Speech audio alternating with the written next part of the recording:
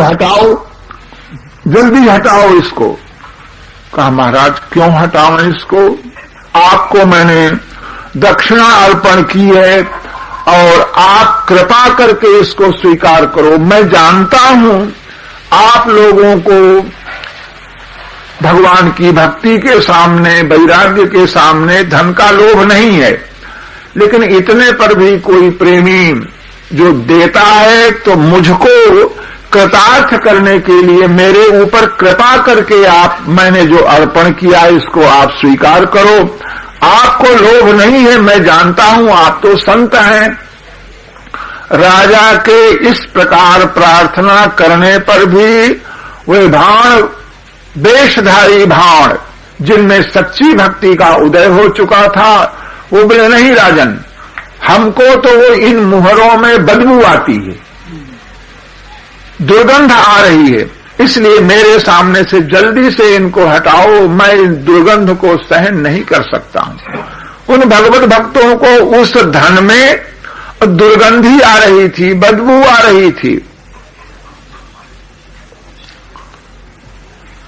दुर्गंधी, सोने में किसी को दुर्गंधी आती है, सबको दुर्गंधी नहीं आती है, हम लोगों को दुर्गंध नहीं आएगी, लेकिन जिसके मन में भक्ति दृढ़ है उनको उसमें दुर्गंधी आएगी। ऐसे ही एक राजा तपस्वी जो है वहां जंगल में रहते थे, और किसी राजा ने उनको ले जाकर के मुहर चढ़ाई, तो वो तपस्वी जंगल के रहने वाले, उन्होंने भी राजा को फटकारा, हटा इस मुहर को यहां से उठा ले, इसमें तो बदबू आ रही है। उसने कहा कि महाराज ये बदबू नहीं, इसमें तो सुगंधी कहिए, इसको देखते ही मन प्रसन्न हो जाता है। और महाराज तुम इसको बदबू बता रहे हो? बोले हाँ बदबू आ रही है, हमको बदबू आ रही, तो हमको क्यों नहीं आ रही है? राजा ने कहा कि हमको बदबू क्यों नहीं आ रही है, आपको बदबू आ रही है, मुझे क्यों नहीं आ रही? अरे एक बदबूदार कोई चीज है तो उसमें सबको बदबू आवेगी, और कोई सुगंधित पदार्थ है तो सबको सुगंधी आवेगी। आपको बदबू आ रही है और हमको क्यों नहीं आ रही है? तो राजा ने कहा कि इसका उत्तर कल देंगे, कल मेरे पास आना। तो दूसरे दिन राजा के आने का जो समय हुआ तो ये महात्मा अपने उस स्थान से हट करके थोड़ी दूर पर चमारों के घर थे, तो चमारों के घर में घुस करके वहां जाकर के बाबा जी बैठ गए। राजा आया, कहां गए महाराज, कहां गए? तो चेलों ने कहा कि महाराज तो इस चमारों की बस्ती की तरफ चले गए हैं, क्यों गए पता नहीं। तो राजा भी उस चमारों की बस्ती में गया, पता लगाया तो एक चमार के घर में और महाराज बैठे हुए थे। तो राजा वहां जैसे ही पहुंचा तैसे हाथ जोड़ करके बोला, अरे महाराज आप यहां कहां आ गए, और यहां तो बड़ी बदबू आ रही है। चमार का घर है, चमड़ा पकाया जाता है, तो उनके घरों में हमेशा बदबू आती ही रहती है। तो स्वामी जी महात्मा ने कहा, राजन तुमको बदबू आ रही? बोले हाँ महाराज बदबू आ रही, आप कैसे बैठ गए, मुझे तो यहां रुका नहीं जाता है, जल्दी यहां से चलिए। तो स्वामी जी ने कहा इनसे पूछो। तो चमारों से पूछा क्यों भाई तुमको यहां बदबू आ रही है? तो वो तो उसमें दिन रात रहने वाले थे, उनको बदबू क्यों आने लगी? उन्होंने कहा नहीं हमको बदबू नहीं आ रही है। राजा कहता था कि बदबू आ रही है, और उस घर के रहने वाले चमार कह रहे थे नहीं महाराज यहां कोई बदबू का काम नहीं है। तो इसी तरह से महात्मा ने कहा कि उन मुहरों में तुमको बदबू नहीं आ रही है, तुमको वे अच्छी लगती हैं, और हम जानते हैं कि यह धन यह अर्थ अनर्थकारी है, इसलिए हमको बदबू आ रही है। उन भाणों ने कहा कि महाराज इसको जल्दी से हटाओ, हमारे सामने से हमको बदबू आ रही है। ऐसा कह करके उन्होंने राजा के द्वारा प्राप्त जो धन उसका त्याग किया। राजा रोकता था कि कुछ दिन और रहो आपकी सेवा करें, लेकिन उस प्रतिष्ठा का भी उनको लोभ नहीं हुआ, निकल करके वे सच्चे संत बन गए, भगवान के भक्त बन गए। अपने घरों को न जा करके जंगल में रह करके भगवान की भक्ति करने लग गए। भक्त के स्पर्श का, दर्शन का इस तरह का प्रभाव होता है।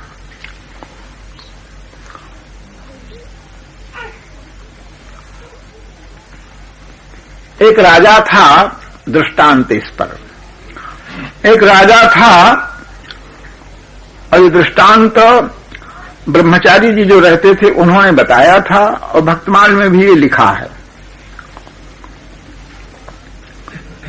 राजा वर्ष में 1 महीना जब आता पवित्र कार्तिक का, तो वह राजा ब्राह्मणों का भक्त था। दंपति ब्राह्मण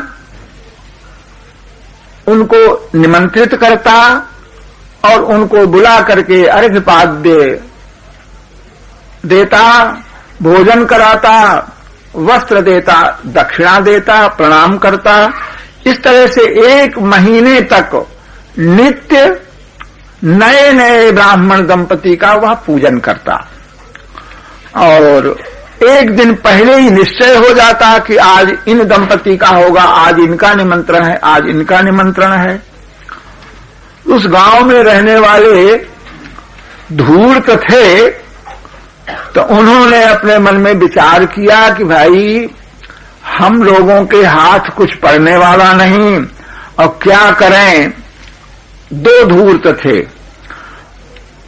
विवाह हुआ नहीं था, घर में उनके पत्नी थी नहीं। तो एक ने कहा कि मैं साड़ी पहन करके स्त्री बन जाऊंगा और तुम मेरे पति बन जाओ। चल करके राजा के यहां अतिथिशाला में ठहरे, दूसरे दिन पूजा होगी, दक्षिणा होगी। इस तरह से राजा की दक्षिणा लेकर के हम आवे। दोनों इस तरह वेश बना करके गए, ठहरे और राजा ने दूसरे दिन पूजन किया। लेकिन पूजन होने के बाद दक्षिणा लेकर के घर को जब आए तो वह जो स्त्री बना था उसने अनुभव किया कि वस्तुतः मैं स्त्री ही हो गया, वह पुरुष नहीं रह गया। उसका कारण यह था कि राजा जो है उनको लक्ष्मी नारायण मान करके, स्त्री मान करके वह लक्ष्मी नारायण मान करके राजा पूजा करता था। तो राजा ने जिसको लक्ष्मी माना, स्त्री माना, तो उसके विश्वास के अनुसार वह पुरुष कैसे रह जाए। इसी तरह से यह राजा, वेशनिष्ठ राजा, जिन भावों को उसने भक्त माना, विश्वास करके जिनको भक्त माना, वे वस्तुतः सच्चे भक्त हो गए। दर्श परस उपजी भगति, एक भूप भागवत की कथा सुनत हरि होए रति। तिलक दाम धरि कोय ताहि गुरु गोविंद जाने, खट दर्शनी अभाव सर्वथा घट करि माने। भान भक्त को भेष हासित भण कुटलाए, नरपत के दृढ़ ताहिए पाम धुलाए। इस तरह से यह चरित्र। इसके बाद श्री नाराजी महाराज ने एक अंतर्निष्ठ भक्त का चरित्र लिखा। यह भी राजा का ही चरित्र है। राजा का नाम तो नहीं आया, किंतु अंतर माने हृदय में निष्ठा होने के कारण उसको अंतर्निष्ठ ही कहा गया और इस अंतर्निष्ठ नाम से ही उसकी प्रसिद्धि हुई। अंतर्निष्ठ नृपाल एक परम धर्म नाहिन ध्वजी। एक राजा था जो भगवान में, भगवान के नाम में प्रेम करने वाला था। परम धर्म, सामान्य धर्म का उपासक नहीं था, किंतु परम धर्म का उपासक था। और परम धर्म क्या है, इस बात को भागवत में अजामिल प्रसंग यह निर्णय परम धर्म के जान, अजामिल के उपाख्यान में धर्मराज के द्वारा परम धर्म का निर्णय हुआ है। अजामिल के उपाख्यान में भगवान के नाम की महिमा हुई है, नाम की महिमा प्रकट हुई है और धर्मराज ने अपने दूतों के प्रति भगवान के नाम की महिमा को कह करके और भगवान के नाम को ही परम धर्म बताया और कहा कि यह नाम नहीं, नाम का आभास, नारायण नाम की महिमा प्रकट नहीं हुई किंतु आभास की महिमा प्रकट हुई। उसने लड़के का नाम लिया था, भगवान का नाम नहीं लिया था। तो भगवान का जो नाम है यही परम धर्म है। यह अंतर्निष्ठ राजा इसने परम धर्म तत्व का निर्णय करके,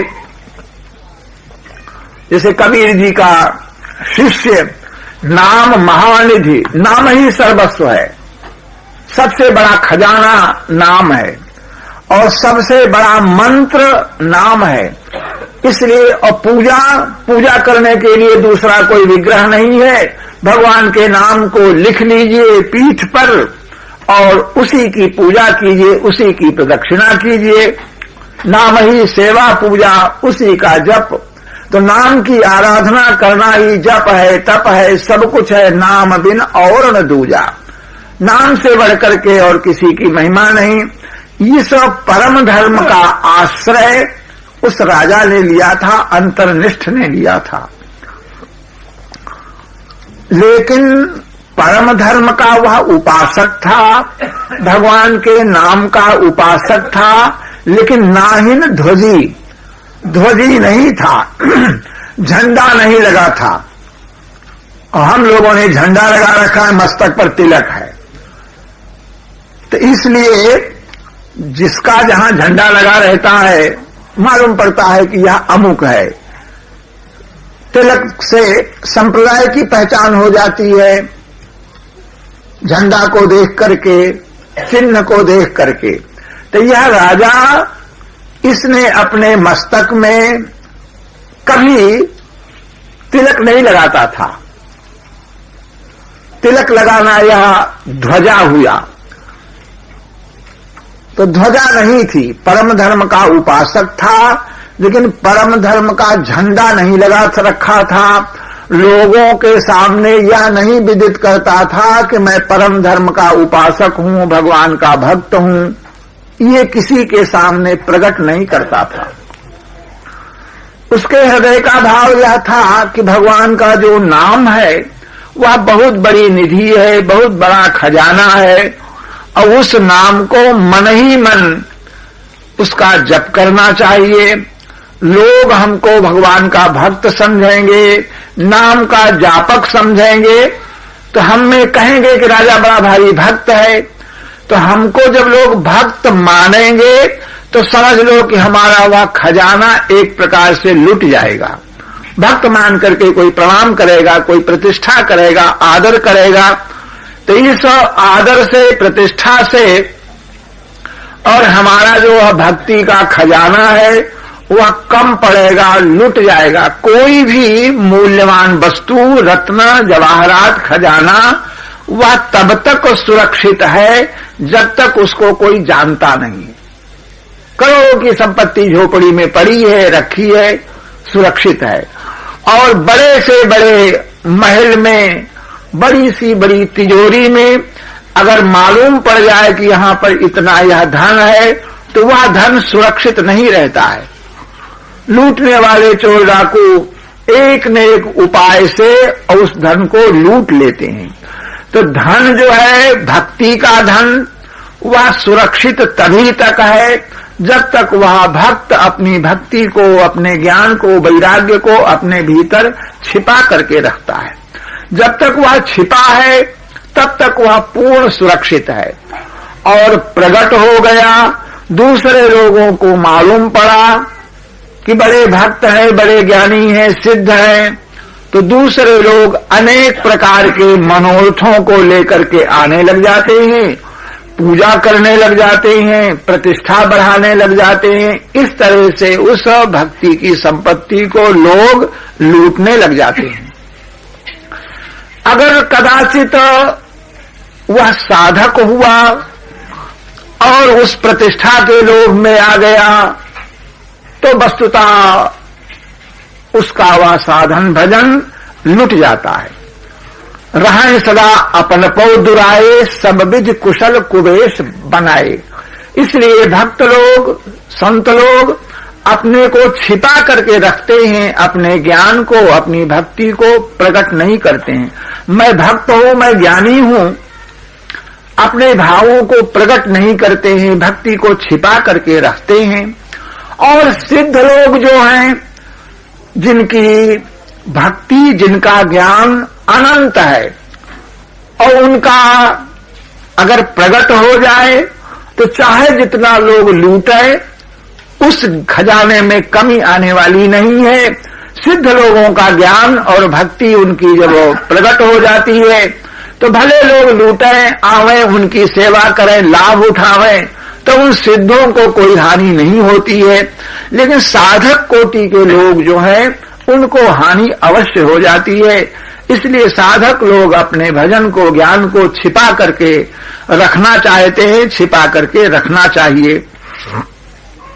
यह अंतर्निष्ठ राजा भगवान को के नाम को ही सर्वस्व मान करके भगवान के नाम का जप किया करता रहा, निरंतर जप करता था, लेकिन मन ही मन जप करता था। स्पष्ट मुख से उसके नाम नहीं निकलता था।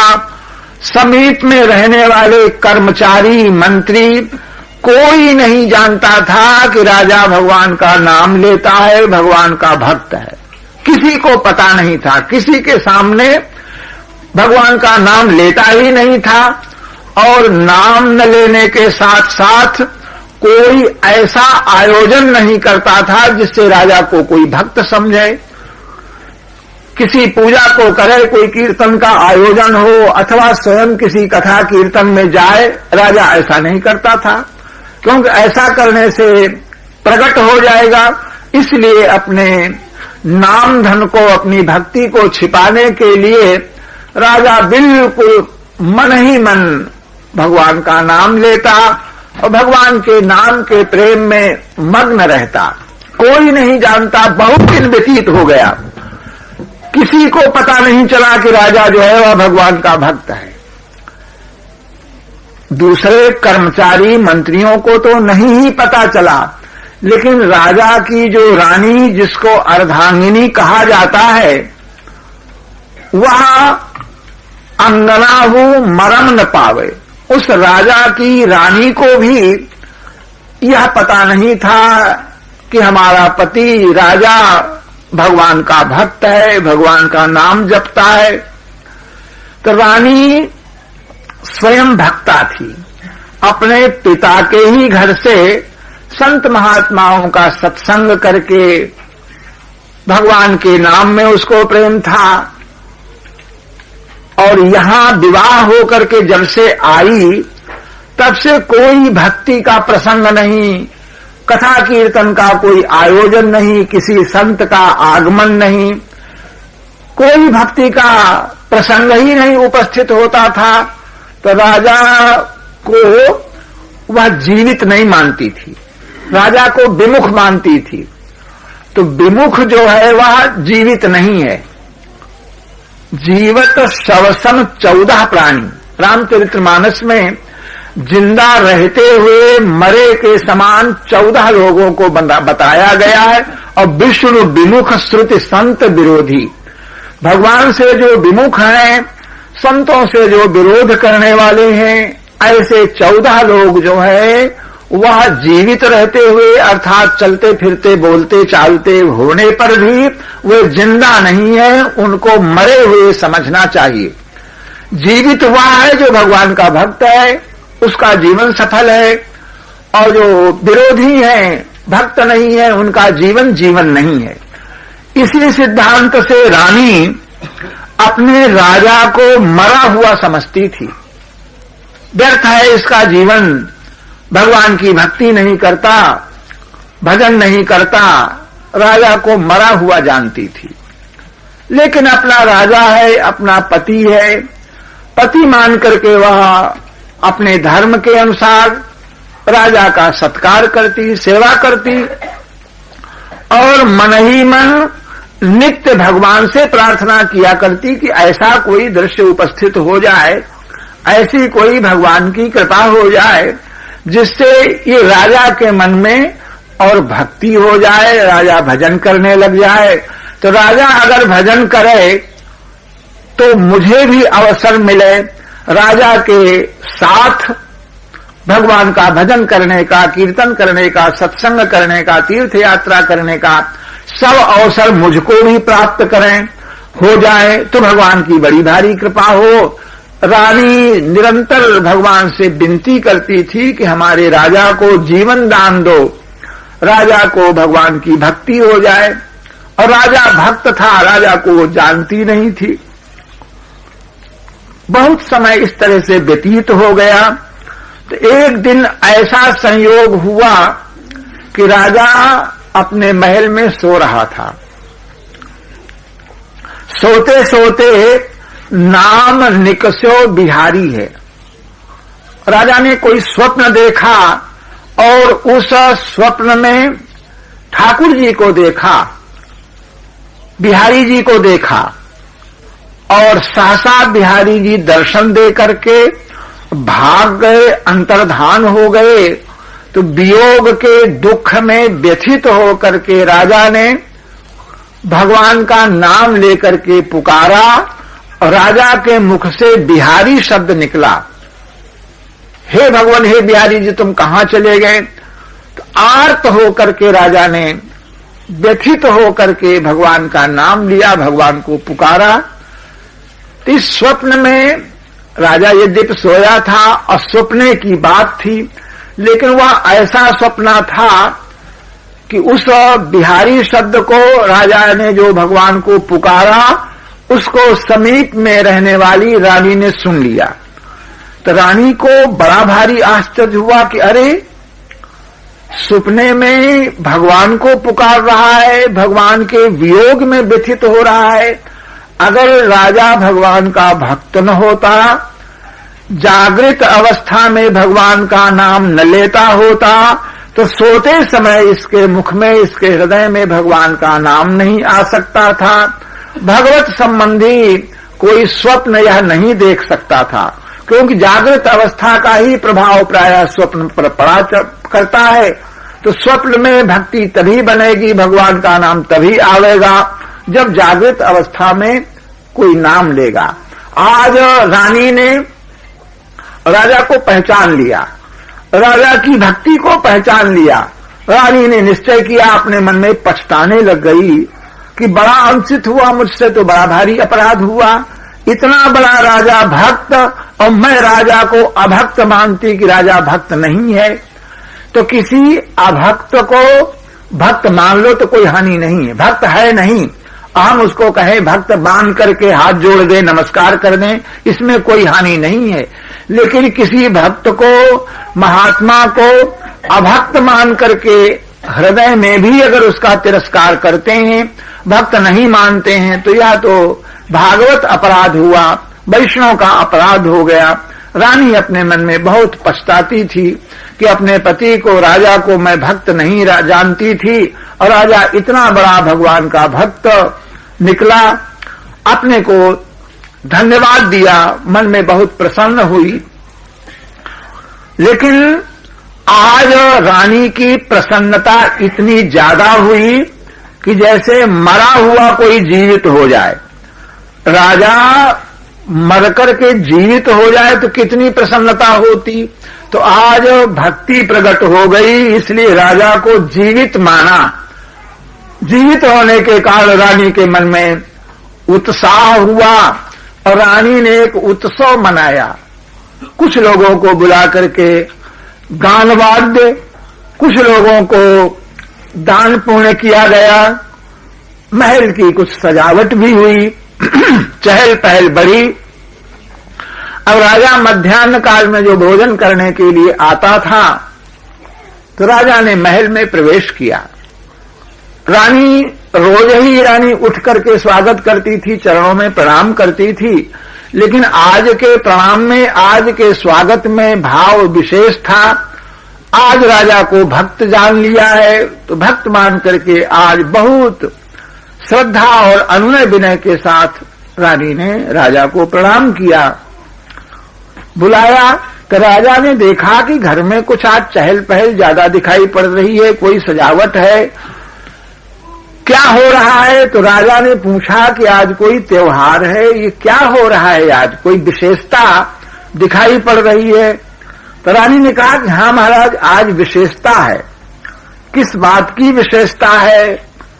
तो रानी ने कहा कि महाराज, दासी का अपराध क्षमा हो, मैंने आपके स्वरूप को नहीं जाना, आप भगवान के महाभागवत, भगवान के भक्त, और आपको मैंने अभक्त मान करके अब तक आप में श्रद्धा नहीं की, लेकिन रात्रि में शयन करते समय आपके मुख से जो भगवान का नाम निकला, भगवान को आपने पुकारा, तो पुकारने की जो आर्त ध्वनि थी, उस ध्वनि से हमने निश्चय कर लिया कि आप महान भागवत हैं, महान भगवान के भक्त हैं। अब तक आपको अभक्त जान करके मैं तो मरा हुआ मानती थी, आज आपको भक्त जाना, जीवित आपको मान करके मेरे मन में बड़ी भारी प्रसन्नता हुई, और उसी के उपलक्ष्य में और यह उत्सव मनाया जा रहा है। तो राजा ने जब ये बात सुनी तो राजा को तो अपने भाव को छिपाना था, इसलिए उसको झुठलाया राजा ने और कहा कि तुम जो कुछ कह रही हो मेरी समझ में बात नहीं आ रही है, कैसा भगवान, कैसा नाम, सोने में कुछ मुझसे निकला होगा, जाने क्या निकला होगा, जाने कौन सा मैंने स्वप्न देखा होगा, कितने स्वप्न सोते समय आते हैं, मुंह से कुछ निकलता है और जागते समय याद भी नहीं रहता है। तो रानी ने कहा कि नहीं नहीं महाराज, वह स्वप्न ऐसा वैसा नहीं था, स्पष्ट आपके मुख से भगवान का नाम निकला और मैंने उसको अपने कानों से सुना। अब राजा ने फिर तीसरी बार पूछा, तो तीसरी बार भी रानी ने वही बात बताई। राजा को जब यह विश्वास हो गया, 3 बार रानी ने कहा कि आपके मुख से भगवान का नाम निकला, तो राजा ने अपने मन में निश्चय कर लिया कि आज तक मेरी जो प्रतिज्ञा थी कि अपनी भक्ति को छिपा करके रखूंगा और नाम को छिपा करके रखूंगा, तो मेरी प्रतिज्ञा और आज खंडित हो गई, भक्ति मेरी प्रकट हो गई। तो प्रकट क्या हुई? लुट गई। जो प्रकट हो गई वस्तु और रानी के मन में श्रद्धा हो गई, लोगों के मन में श्रद्धा होगी कि राजा बड़ा भक्त है, तो वह प्रकट होने के बाद समझो कि आज भगत मेरी कुजी अर्थात लुट गई और प्रतिज्ञा भी मेरी भ्रष्ट हो गई। नाम को छिपा करके रखने की जो प्रतिज्ञा थी वह दूर हो गई, और रानी कहती है कि तुम्हारे मुख से नाम निकल गया। तो जब नाम निकल गया तो रह क्या गया? नाम ही तो मेरा प्राण था, और नाम मुख से निकल गया तो कुछ नहीं रह गया। भक्ति प्रकट हो गई राजा की। बस राजा ने तुरंत ही वहीं पर आसन पर बैठ गया, अपने मन को एकाग्र किया, और एकाग्र करने के बाद अपने शरीर को जैसे कोई योगी छोड़ दे, इस तरह से राजा ने अपने शरीर का तुरंत वहीं पर त्याग कर दिया, भगवान के धाम को पहुंच गया। रानी ने देखा कि प्रकट होने पर राजा की इस तरह से मृत्यु हो गई, तो रानी की क्या हालत हुई। रानी ने भी राजा का अनुगमन किया, राजा के साथ ही साथ ऐसे पति, ऐसे राजा, ऐसे भक्त, उनमें श्रद्धा होने के कारण रानी ने भी अपने शरीर को त्याग करके उनका अनुगमन किया। रानी के हृदय की बात, हृदय का प्रेम राजा के प्रति उस समय कैसा हुआ, तो जिस किसी के मन में भगवान का कोई प्रेम हो वह भले ही रानी के भाव का अनुमान कर सकता है, अन्यथा हम भक्ति से रहित लोग रानी के भाव का भी अनुमान नहीं कर सकते, उस रस का आस्वादन तो बहुत दूर है।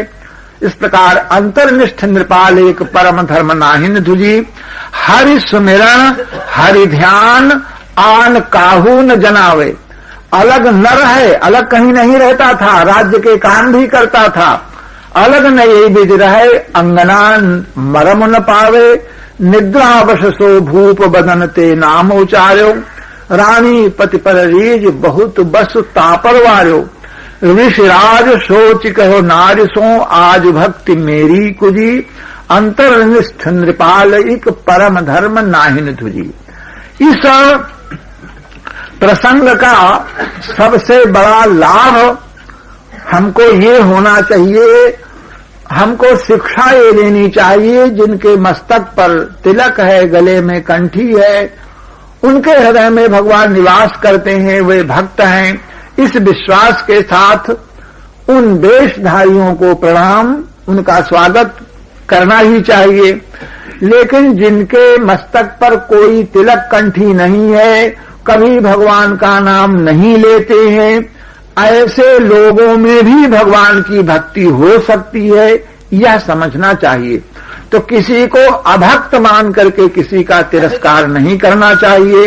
अंतर्निष्ठ की तरह ये भी भगवान के भक्त होंगे, कोई ऐसा नहीं है जो भगवान का भक्त न हो। इस तरह से अपनी बुद्धि को विकसित करके सर्वत्र ही भगवान की भक्ति का आरोप करना चाहिए। इनकी भक्ति छिपी हुई है, अपनी भक्ति को इन्होंने छिपा रखा है, ऐसा मान करके उनको भी भगवान का भक्त मान करके लाभ उठाना चाहिए। इस चरित्र से हम लोगों को यही प्रेरणा प्राप्त होती है। वृंदावन बिहारी लाल की जय, जय जय श्री राधे। हरिशरणम।